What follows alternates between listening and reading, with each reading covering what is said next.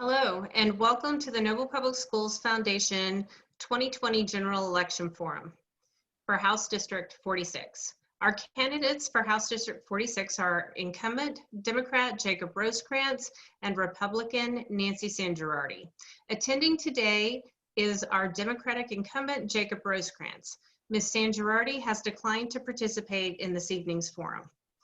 Representative Rosecrans, because your opponent has chosen not to participate in this forum, we will be yielding her time to you. You will have 4 minutes to introduce yourself to our viewers. Following your introduction, I will ask the questions that have been submitted by your constituents. You will have up to 4 minutes to respond to them accordingly. Each response will be timed and you'll be given a 15-second wrap-up warning. We will move through all the questions in this manner until all have been answered. We ask that you answer the questions based on your ideas and your own merits, and that you remain professional during our screen time with you. You will have 4 minutes for closing remarks. Representative Rosecrans, please introduce yourself to your constituents. Well, hello, Noble. Thank you, Noble Public Schools Foundation, for setting this up. If you guys don't know me by now, I am State Representative Jacob Rosecrans. I have been your state representative since 2017. Formerly, I was a teacher, middle school teacher up in Oklahoma City Public Schools. And that's kind of what drove me to even decide to run for office back in 2016, which we've got all the time in the world to talk about it, right? So we'll go to the beginning. Now, back in 2016 is what drove me to run for office, is to try to get a teacher in office, somebody who had that passion for public education, and that's what drove me to run against the incumbent back then, who was Scott Martin.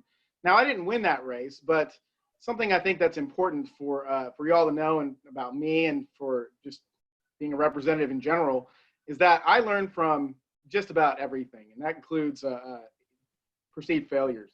So whenever I lost in 2016, I didn't count it as a loss. I counted it as a learning experience. So I was able to go from there, and the incumbent did not run again, and he left it open, an open seat. And I worked my tail off down in Noble, up here in Norman, as best I could to get not just my voice out there, but to listen to your issues, and to go from there. And I was able to be blessed enough to be elected in 2017 in a special election. My reward for that was craziness at the Capitol. If you remember, in 2018, it was a teacher walkout, pretty historical because of some funding issues that we've had, really systemic funding issues for quite a while. It came to a head. I was proud to be up there standing with teachers from Noble, and it was something I'll never forget. It was also another one of those learning experiences that helps me become a better representative for you guys. There was just massive budget shortfalls and all kinds of things that normally don't happen to a freshman legislator.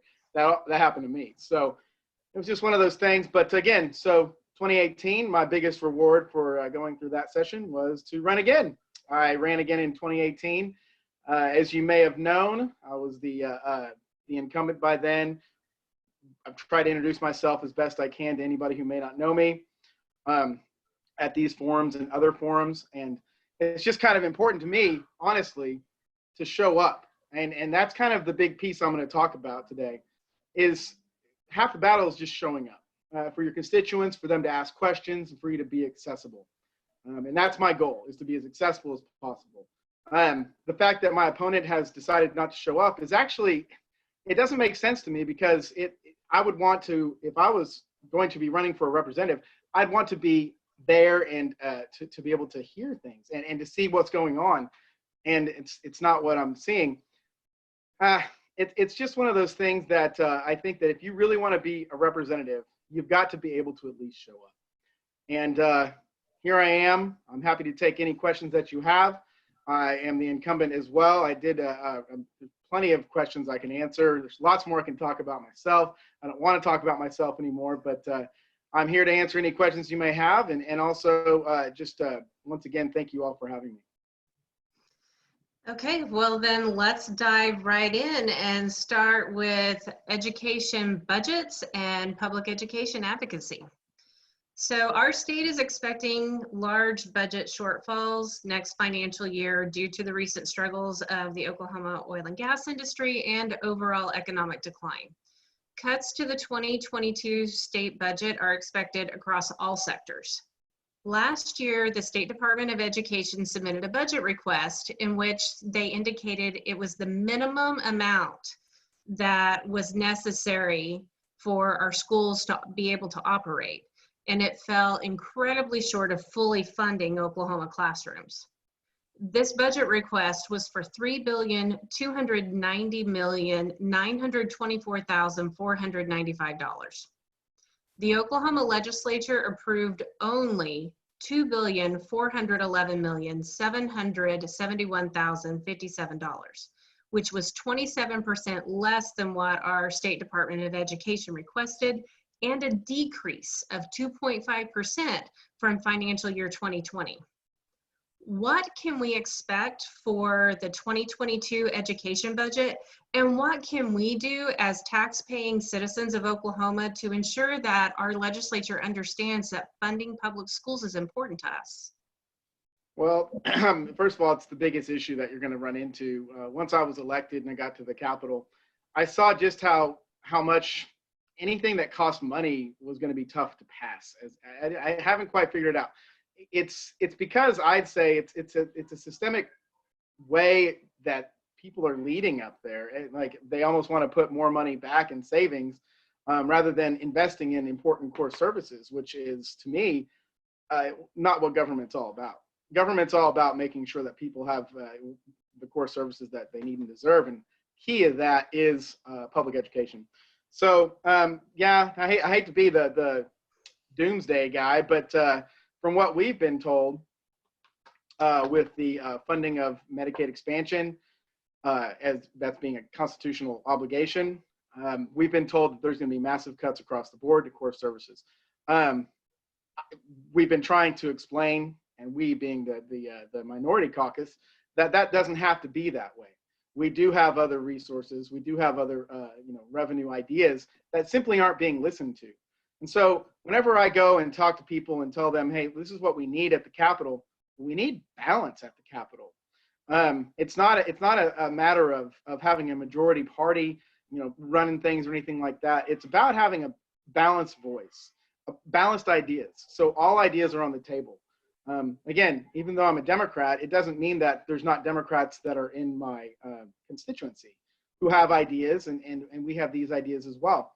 So as we go forward into 2021 and fiscal year 2022, we're just trying to make sure people think outside the box. It's not about, oh, we just have so little and we're just going to have to keep on, cutting the fat from the bone. Well, there is no more fat to cut from the bone. And I had this conversation with y'all back in 2017. There's no more. So now we are going to have to expect some cuts. We're going to try our very best to make sure people understand that doesn't have to be that way. But with the current administration and at the governor's level as well, you have people that simply don't want to invest in what we think is important, which is our core services. I think the other part of that question was what could taxpayers, what was it again? What can we do as the tax-paying citizens of Oklahoma to ensure that the legislature understands that funding education is important to us? Oh, yeah. You've got to reach out to your state reps, state representatives. You have to become advocates. You guys know what I'm talking about because you guys were up there at the teacher walkout. Many teachers from Noble were. And that was a big moment, but it didn't really carry over. It was kind of like, oh, look, there's so many teachers. We better do what they're saying. And as soon as it cleared out, let's go ahead and do what we were going to do in the first place. It's the word would be annoying, but it's beyond that. It's something that I just can't really fathom because once again, if you want a better economy, if you want a better way of life, well, then you need to invest in the things that help people, which is public education, public health, and those core services that are public facing. You have to become an advocate. I can help you. You can reach out to me. I'm accessible. I'm here for anybody who might need it, not just for me as your representative, but connecting you with other representatives. at any time. And I would love to teach you, a former teacher, love to teach you how to become an advocate for what's important for you, which in this case, what we're talking about is public education. Well, continuing on with education funding, Oklahoma has a constitutional duty to provide a free public education to all children in our state. And while we've made some progress with regard to teacher pay in our state, the fact is that our classrooms are still severely and desperately underfunded. With these large budget shortfalls that we're expecting, this means there's going to be fewer public dollars to go around, and all of the signs are pointing to next year being even more difficult than this year has been. How will you work to ensure that our public schools can continue to fund our services and programs with this decreasing state revenue? Well, first of all, thanks for the question. First of all, you have to talk to the stakeholders. You have to be, I always talk about local control. Well, talk to the superintendents of your public schools, talk to the teachers, talk to the parents whose children go to these schools. And everybody will tell you that yes, smaller class sizes is a key to having a better classroom management. You really name it, it's class size is probably the issue. As a former teacher, I can tell you when I had 42 children in a class, I wasn't nearly as effective as I would have been if I had 22 children in the class, and that's just the way it is. When you talk about that, though, it once again comes down to funding, and we have leadership at the top who simply just won't fund it. They just simply say, you know, it's because oil and gas is having a bad year, which is true. I mean, that's not a lie. But it kind of shines a light on the fact that maybe we shouldn't be so reliant on oil and gas for our revenues here in the state. Again, there's so many ideas that are being pushed to the side that I will continue to advocate for, and tirelessly, just like I advocated tirelessly for the 4-day school week, once again, because I was listening to my constituents there in Noble. In Norman, where I'm from, it wasn't a popular idea, but that didn't matter to me. What mattered to me was listening to my constituents. Really, that's what a state representative's job is to do, is to listen to their constituents. So, yeah, I mean, I'm going to continue to advocate for what I believe is important. Funding for public education is important. I'm not the only one up there that believes that. It's just a matter of just getting up there and making sure that people understand what that means. It's a lot of times they're going to say it's just throwing money at a problem. Well, that's not the case. If you talk to your superintendents, if you talk to your teachers, they'll explain to you exactly what they need in order to run a better school. And I think it's high time that we start listening to the experts. Well, the Oklahoma State Auditor recently released an audit report on EPIC charter schools and spoke with education leaders at the legislature last week in even more detail surrounding the findings that indicate that EPIC charter schools have been mismanaging taxpayer funds. What can be done to ensure that public taxpayer funds are not allowed to be funneled off to for-profit companies? And what would you like to see happen to the founders of EPIC if they're found guilty of fraud and embezzlement? Well, first of all, if you're found guilty of fraud and embezzlement, you're going to have to face jail time. I mean, that's just the way it goes. You're talking about hard-earned taxpayers' money being spent on really, honestly, who knows what. I mean, that's what the report showed. Like, they still don't know. The biggest issue I had with that, and let me first qualify this. I believe that we're in a world where a virtual education is something that's going to be good for some children. We see that right now with the pandemic. So I'm not trying to vilify a particular virtual charter school. What I am trying to point out and try to shine a light on is the fact that that particular charter school is just not forthcoming with information. And we're talking about a public charter school. That's the issue. And so, you know, as that report was read to me, the biggest thing that I had issue with was the fact that during a forensic audit, if you don't know what that is, you go in and you interview people too. You don't just go in and check the numbers out. You actually say, hey, I would like to talk to you about this. How's this work? All this. They wouldn't let them talk. They had to lawyer up. If you have nothing to hide, then you shouldn't have to do that. So that was a big red flag for me. Again, we've been instructed to let EPIC and EYS have their day to explain their side, but I'm saying this is a state auditor. This isn't some private thing that somebody put together. As a state auditor, they had a mission that was given to them by the governor to look into where these tax dollars were being spent. And some of what we found out is that they're even being spent out of state. That's the big problem. And that's why it's a bipartisan issue too, because I honestly don't think that the leadership on the Republican side are all happy about it being spent in California of all places, to be honest with you. Like, you can kind of tell by their look, they're like, oh, not liberal California. But it's one of those situations where if you have nothing to hide, let's see it all. That's the way I am. I'm an open book. Let's see you be an open book as well. And that's the way it should be for any agency or any school that uses taxpayer dollars. So let's talk about school choice. The term school choice is a hot new button phrase that essentially promotes using these public tax dollars to pay for private school tuition. Do you support the use of taxpayer dollars being used to fund private schools? Please explain why or why not. Well, in the past, I've always just said no, straight up no. I think maybe it takes a little bit of explaining to explain why I'm a no.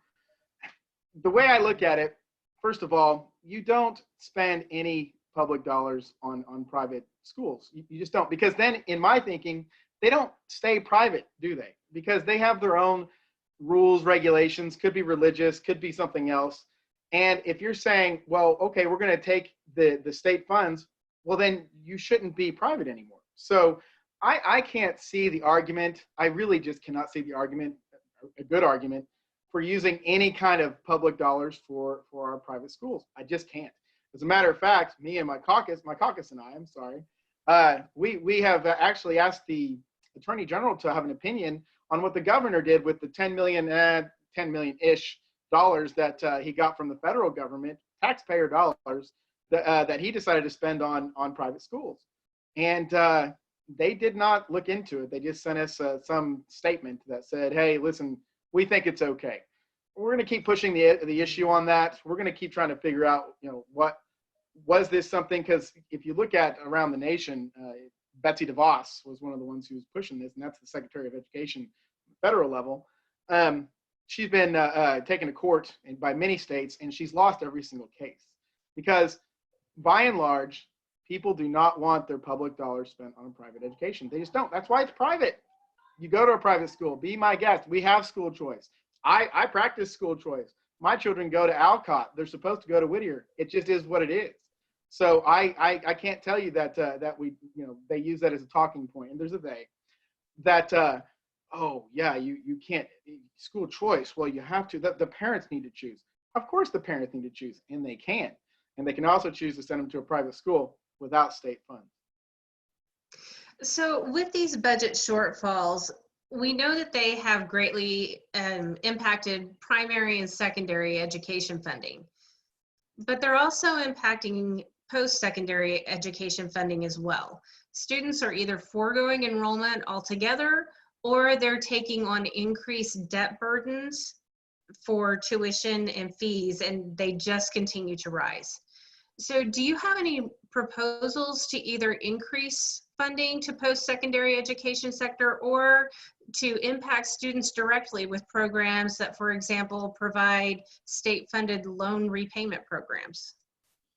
Well, we have a pretty good program already here if we would simply, fund it. And oh gosh, I can't remember the name of it. It was sorry, Oklahoma. I apologize.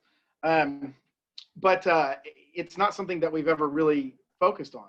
And that's the big issue here, is that we're not focusing on the things that we should be focusing on. Now, when it comes to higher education, I don't know if it is a state issue, but it's not exactly all the way a state issue. You're talking about federal as well. And I mean, I'm not for college for all. I know some people say I am, but I would like to see community college be free. Why not? I mean, I went to a community college, got a good education. I'd love to see that be something that that we could actually provide as a state for anybody who wants to go through and have that education. But when it comes to proposals to help children with Oklahoma's Promise, thank you. Whew, got it. We have Oklahoma's Promise, but it's not something that we even really push or even many children know about. I don't know if that's on purpose or whatever, but yeah, we should definitely make sure that Oklahoma's Promise is something that every child understands, and the ladder to get there, because then you can use that to, that's a great avenue to get to college. And another thing, I must bring this up. Not everybody's going to go to college. I'm sorry. We were kind of, and when I was teaching at Oklahoma City Public Schools, we were kind of pushed to say, hey, you're going to go to college. You're going to go to college. Here's the thing. Our trade schools are great. We have some of the best in the nation. So if you want to look into welding or automotive, whatever, we have some great schools for that. Entrepreneurship. It's just, we have some great schools in the trade schools. So it's not all about just, hey, let's just go to college. And if we start kind of looking at it that way, then maybe it won't cost so much money for children to go to college.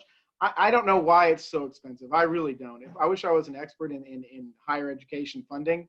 But I know that I'm still paying my student loans off, and I am 43 years old, and I graduated back in 2008. That's not a really great thing. And I don't think that many children understand when they do go to college that they're going to have to pay those things off as well. So really it comes down to investing in these awareness programs and making sure that children understand also that they don't have to go to college. If they want to, it's there. And the ways to get there. Let's take a shift now to local control. So the passage of Senate Bill 441 delivered a serious blow to the local control of school boards and negatively impacted over 200 Oklahoma public school districts, most of which are rural. Those school districts are now finding themselves in the middle of a health crisis that's demanding flexibility and innovation.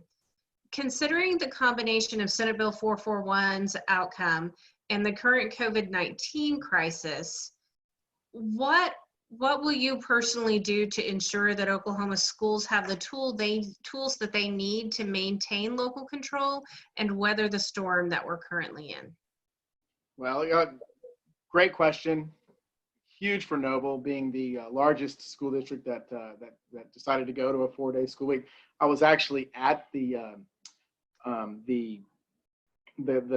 school board meeting when they chose to go that route, and it was done with a lot of thought. It wasn't just something that was last second, and it was done also at a time when the budget was good, because the school board and the superintendent Solomon, he's taking good care of Noble Public Schools, which is great. So the best thing that I can do is to say, hey, if you really, really, really believe in local control, meaning the locals control it, well, then we need to actually back up what we say. And so you kind of hear a talking point sometimes from some more conservative folks that local control is super important to them.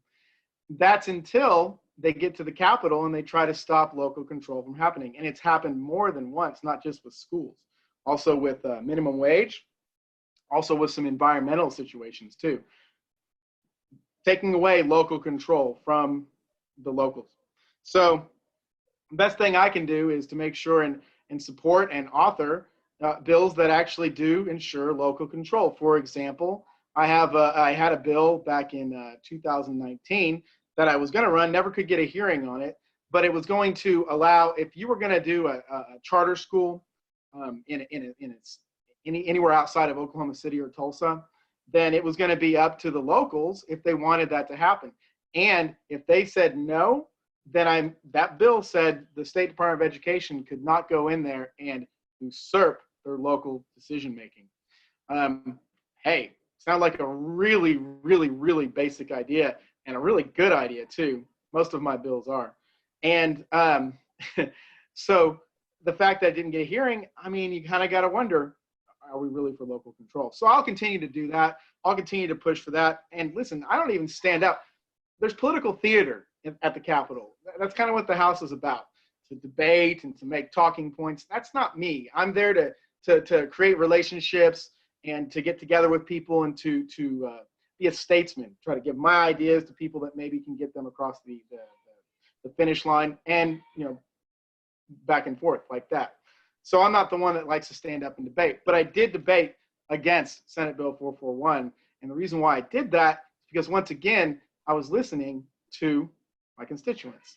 And it's really, really important for any state representative to understand that you have to listen to your constituents because they're your boss. That's just how it goes. And you shouldn't want to even be in office if you can't listen to your constituents, if you can't show up to forums, if you can't be as accessible as humanly possible, maybe you should not be running for office. With COVID-19 and the pandemic that we find ourselves in, we see that Oklahoma cases in particular continue to rise. And recent reports have been telling Oklahomans that our hospitals are maxed out. Do you think the state of Oklahoma is doing a good job managing the needs of Oklahomans during this pandemic? Please explain your opinion with concrete examples of why or why not, and ideas of what you feel is going well and what needs to change. The state is doing a horrible job with this pandemic. The top levels, all the way to the governor, it's kind of, you'll see it with the press conferences. We used to tune in, now we kind of don't because we know it's going to be, hey, you know, it's not so good, not so bad, don't worry about it. It's not as bad as it could be, that type of thing. It seems like anybody who decided that prevention was a great idea has been sidelined. And honestly, as prevention is what we're talking about here, if we do that the correct way, well, then the economy is going to be stronger, because if we just ignore this and let it continue on, well, now you're talking about maybe shutdowns again. It's not the way you want to go. Prevention's the way to go. So a mask mandate. I think we're the only state in the region that hasn't decided to do a mask mandate. Do I love mandates? I don't love mandates. But if you just say, we can trust people, they're going to do the right thing. Well, our case numbers are as high as they've ever been. Our hospitalizations are as high as they've ever been. And it's not that way for every single state in the union. So that's my concrete evidence that we're not doing things the right way. And not only that, as a state representative, I get people from all over the state that reach out to me, and from prisons. Prisons aren't doing well right now, and they're being ignored. The VA center here in Norman, numbers are way up. Now they're trying to be as transparent as they can by sending out letters saying, you know, this is how many people are quarantined, this is how many people have passed away. So I give it up to the Oklahoma Department of Veteran Affairs for doing that. However, what's being done to fix it? And why is it not a bigger story? So I wonder if, I mean, I hate to say it, but is there a big push to maybe hush hush?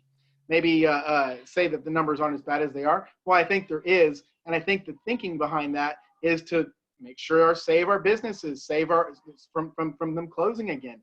Problem is prevention.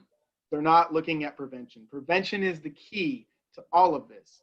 And again, voices are being sidelined. Our caucus has written letters and asked for sit downs with the governor many times. Our caucus came up with the idea with the color-coded map in the state. What a great idea. It's being fuzzled. That's a word I just made up, because that's what it is. It's they're making it look like it's not as bad as it really is. That's really bad when it comes to transparency of your government. So I'm not very happy with the response, and it's costing people lives. So I'm going to continue to fight for that transparency, and I'm going to continue to make sure that people understand that there are people up here at the Capitol who are trying to make sure that that we're trying to prevent the spread of this disease. It's a new virus. It's novel. We don't know what it's going to do. We do know it kills at a pretty decent clip. It kills people, not everybody, but when you get it, it's kind of like Russian roulette. So why take the chance? Why take the chance? And some of the reasoning behind people not wearing masks just blows me away. I don't understand. I mean, heck, you don't like to wear a mask? Then wear a mask that makes you proud. Wear an American flag mask. I wear my sports mask. I got a Broncos mask. I got a Jacob Rosecrans mask. Be creative and help prevent the spread of this disease. And don't be scared of it. Be scared of the disease. Don't be scared of the prevention of it. It's okay to say wear a mask. It's okay to say you have to wear a mask. It's okay to say these things, because it's in the long run, you're going to keep the numbers down, and you can go about your business much better. You can go watch football games. You can do these things without having to worry about if you're going to get sick or not. With respect to healthcare, a lot of our rural areas have seen their hospitals shut down. So we're in the middle of a pandemic, and we have people that don't have adequate access to healthcare. What are your thoughts on the recent passage of Medicaid expansion? And what are your ideas about how the legislature should fund this now constitutional mandate? Yeah, so here's the biggest issue with that. You probably noticed it too if you're in a rural area. Rural areas did not trust State Question 802. They, by and large, voted against it. And I'm sure some people voted for it, but I'm talking about the majority of these areas. The counties that carried State Question 802 were Tulsa, Oklahoma City, the Lawton area, Norman, areas of high population, and areas of, well, a little more, I'm not gonna say liberal mindset, but areas that that can understand that when you invest in something, it's very, very important, and healthcare is very important, so you want to invest in it. So I foresee a big issue, probably the biggest battle that we're going to see in 2021 is the rural representatives who are doing their job by representing people in the rural areas who don't really trust State Question 802 for whatever reason, probably some fake news they heard, probably some, oh, it's those liberals in those cities that are trying to tell us what to do, even though it's going to keep hospitals open. And even the hospital association says it'll create jobs. And not only that, you're talking about bringing our federal dollars back that are being spent on other states that decided to expand Medicaid. It's a no-brainer to me, but it's going to be a big battle because they're going to say, well, look, only these few counties actually carried it. Mine didn't.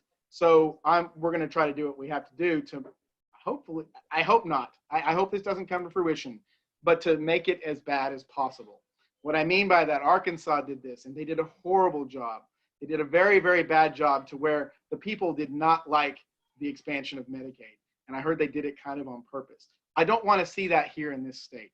So the best way we can do is, yeah, we're going to have to fund it. It's a have-to thing. It's in the Constitution. The problem is now, I think that the powers that be are going to say, well, we have to make massive cuts to already massive cuts in order to pay for this. And I think that that is all about trying to have that fear factor to try to say, well, look, this is what happens whenever you vote for these types of things. I hope that's not the case. I'm going to fight against that with all I can. There are revenue options, definitely already are revenue options out there. We tried to pass a few, even in 2020, but it was shortened by the pandemic.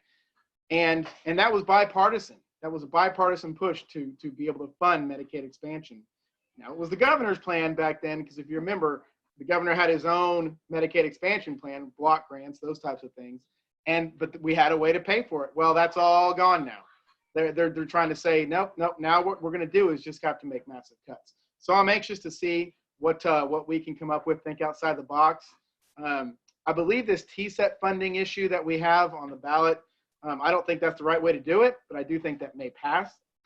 State Question 814, and so there's a little bit of revenue there as well.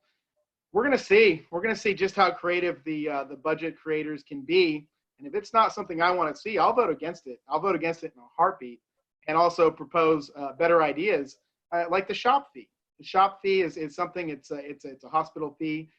Hospitals Association doesn't love it, but they do understand that if it helps fund your Medicaid expansion, our Medicaid expansion, then it's a good thing across the board. We're talking about billions of dollars, billions with a B, coming back to our state with this expansion. So I don't know why people are scared of it. A lot of fake news went out about it. I want people to understand. I want the people in Noble to understand it's a good thing, and it can help you, and it can help make sure that you are taken care of whenever you have a medical emergency by making sure that our hospitals are open and that you have the care that you need. Well, we keep talking about economic situations, and unfortunately, that's because Oklahoma's not in a great place economically. With the struggles with oil and gas, with COVID-19, locally owned businesses are being deeply affected.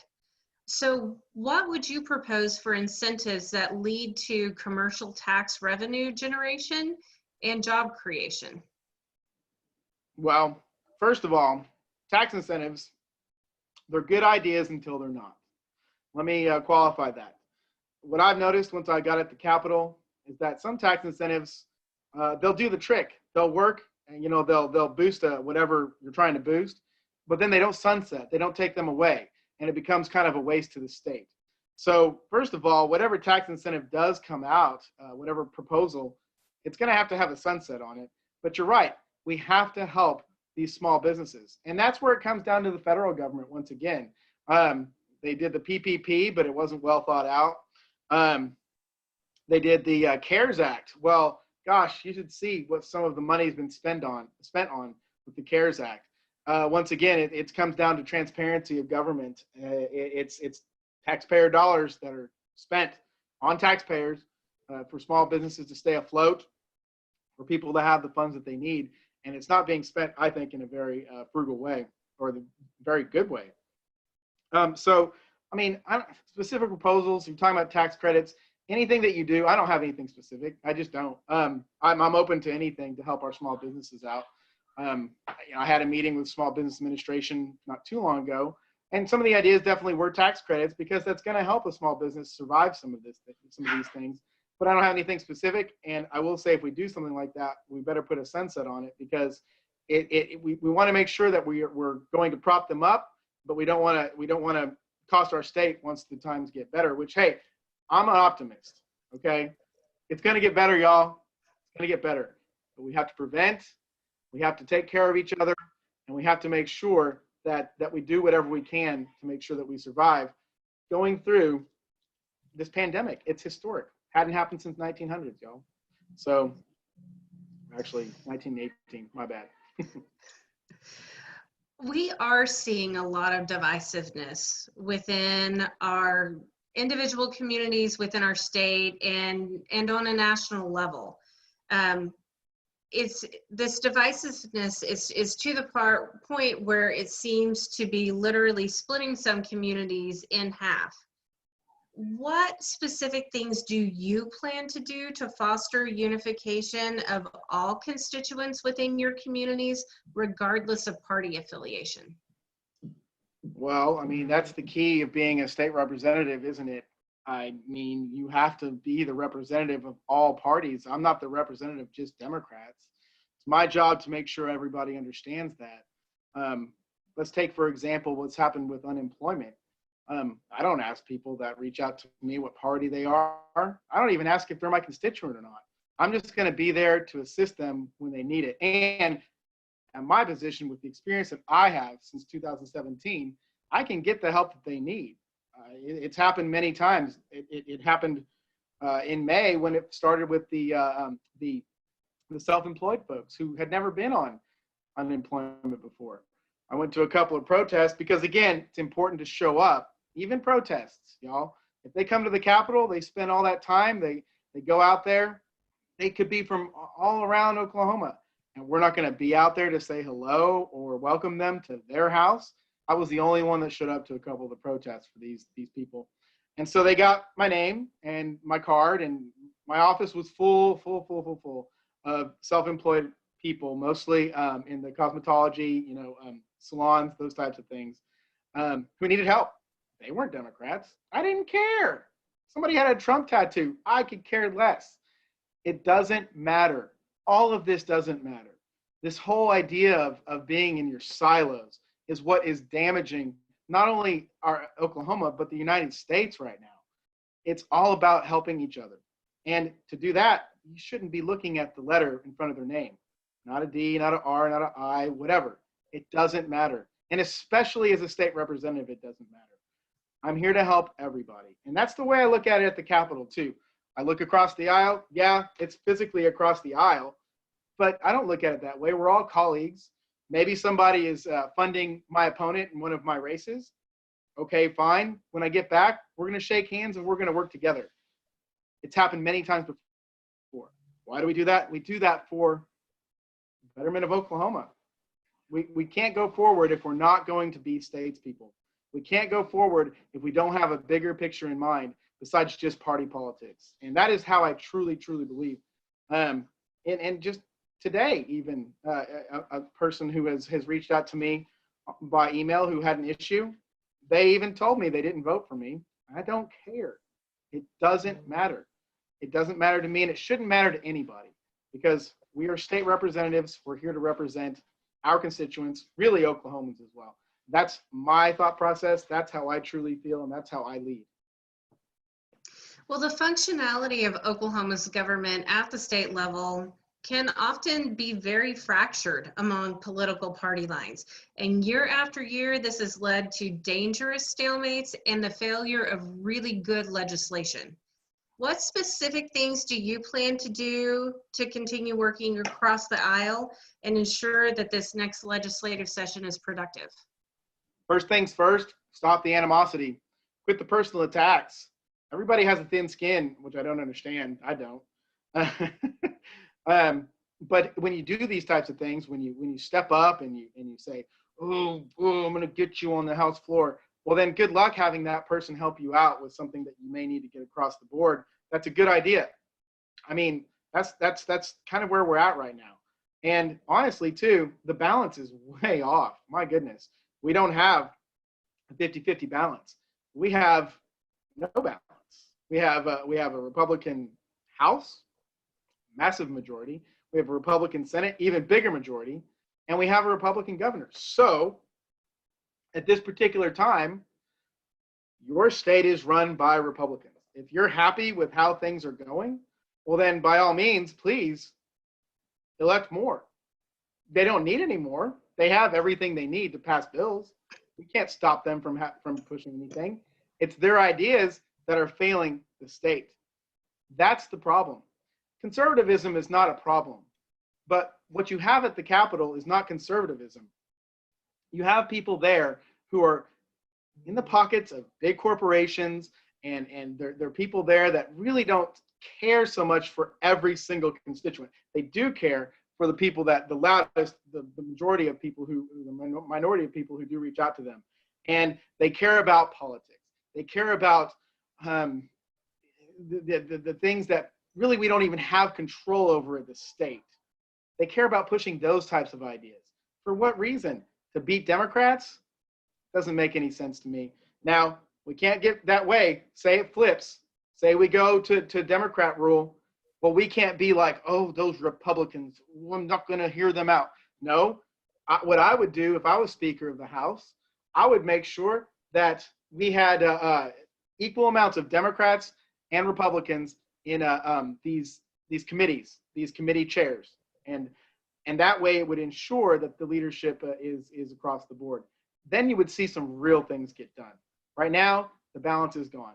And so first things first, when you go to choose whoever you choose for your state representative or your senator or whatever it is that you're trying to do, first of all, vote, number one.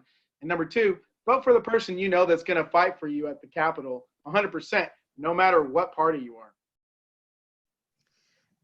So the purpose of the position for which you're running is to create and pass legislation. So what bills are you planning on running next legislative session? That's a great question. Well, I had a couple of bills. I had a couple of bills that you have to go.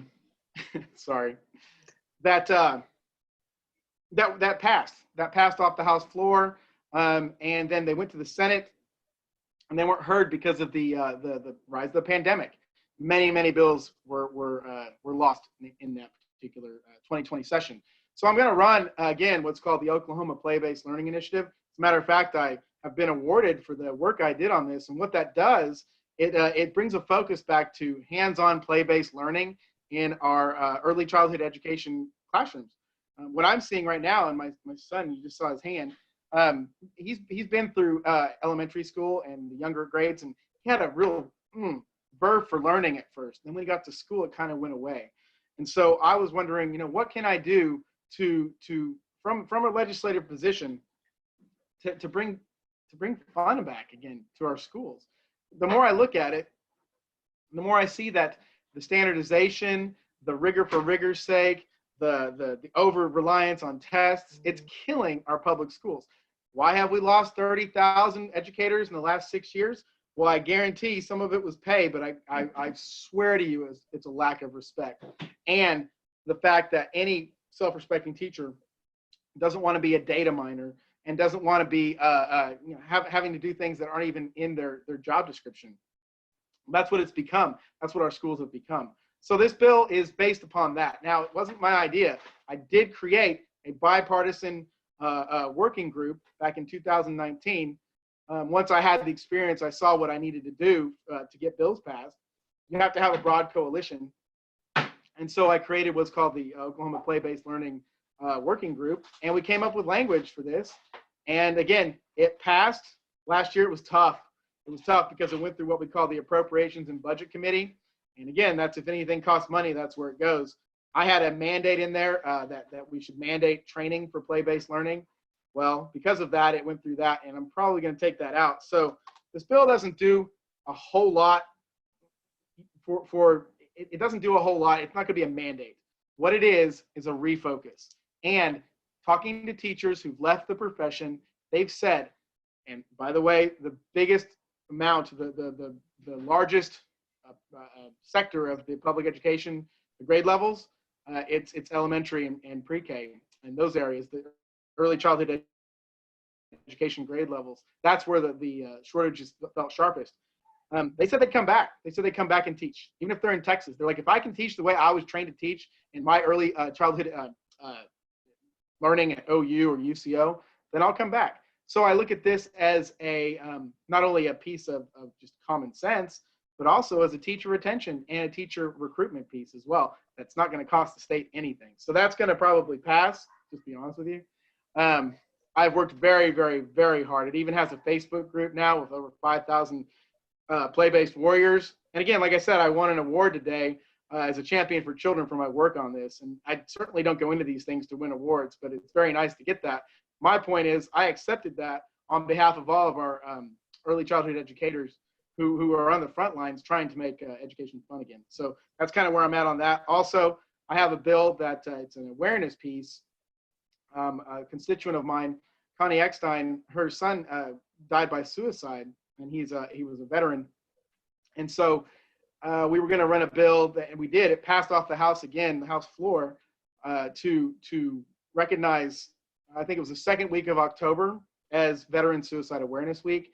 Now that was tough because I'm not a veteran, and I had to kind of learn kind of the psyche and the mindset. Went to many, many different meetings with veterans groups to try to get a feeling for it. And the main thing was they're like, well, we already have the awareness. We need concrete solutions now. And so I was trying to explain, well, listen, not everybody knows. So let's pass this piece first. And that's why I'm looking at this too. A first step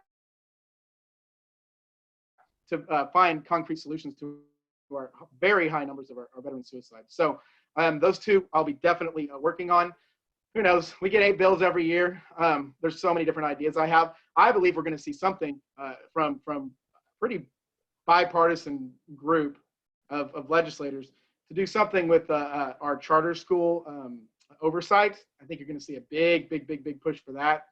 And I think you're going to see, and I would happily sign on to something like that. And it's just going to be ideas like that you're going to see that are going to help people the most. And that's what I want to do.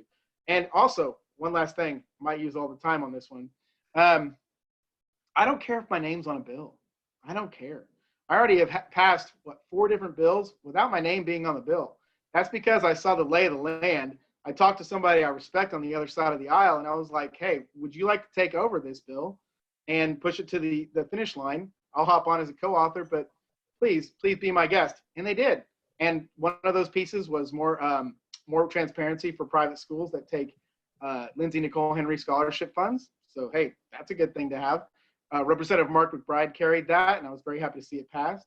And there's been some other bills, too, that I've co-authored that became law, including the big one, which was a cost of living adjustment for our state retirees. That was something I'm very, very proud of and something we've been working on very, very hard with our caucus, and it finally caught on the majority side. And And after years and years of work, we were able to pass that. So, and that was very much needed for our state retirees. That's including police, firefighters, and teachers as well.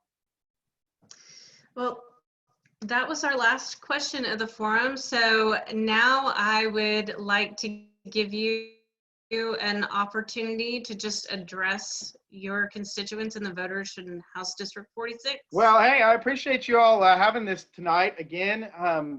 It's so important to be transparent, to be available, to be a representative. And to do that, it's about being not just winning an election. It's about being part of the community. Me, I'm the cornhole king. I'll be there tomorrow at the cornhole tournament. Am I good at cornhole? No, I'm not. But you know what? I'm very proud to be a part of the Noble community. I'm a member of the Chamber of Commerce. I'm not even a member of the Chamber of Commerce in Norman. I am in Noble because Noble, to me, it's like a small, big town. Everybody knows everybody else. And it's not, to me, it's not about politics down there. It's about, do they trust you? And I like to think that people can trust me. I don't ever go into it thinking, oh, the Democrat's coming down there and he's going to go talk to you. No, I look at it as Jacob Rosecrans is coming down there and he's going to come talk to you, and probably dress as Santa Claus too for the Christmas deal. It's the way that I am. It's the way that I'm built. It's my pleasure to be representing Noble. It's my pleasure to be representing Noble Public Schools as well. Anytime that I show up to something, I want to make sure that people understand that I'm there for them 100%. And it's tough. It's tough because honestly, Noble has its own struggles, but you don't know those struggles if you're not really in tune with the community. It's my goal to make sure to stay as in tune with the community as I can. And it's not easy. This is a gerrymandered district. Let's just be honest with what that means. If you don't know, it means that somehow Northwest Norman, almost more, is connected to Noble. So I don't know how they did it. It's pretty crazy. And actually, after the census this year, it's probably going to change again. So we'll see how that all works out. But more than anything, please realize that that I'm here for you. You can reach me so simply by either email. It's so easy. It's just my first and last name and okhouse.gov, or info@myfirstandlastname.com. That's for my campaign. I'll answer those emails myself. It's something, it's that servant's heart that I learned as a teacher that I bring to the table as a state representative as well.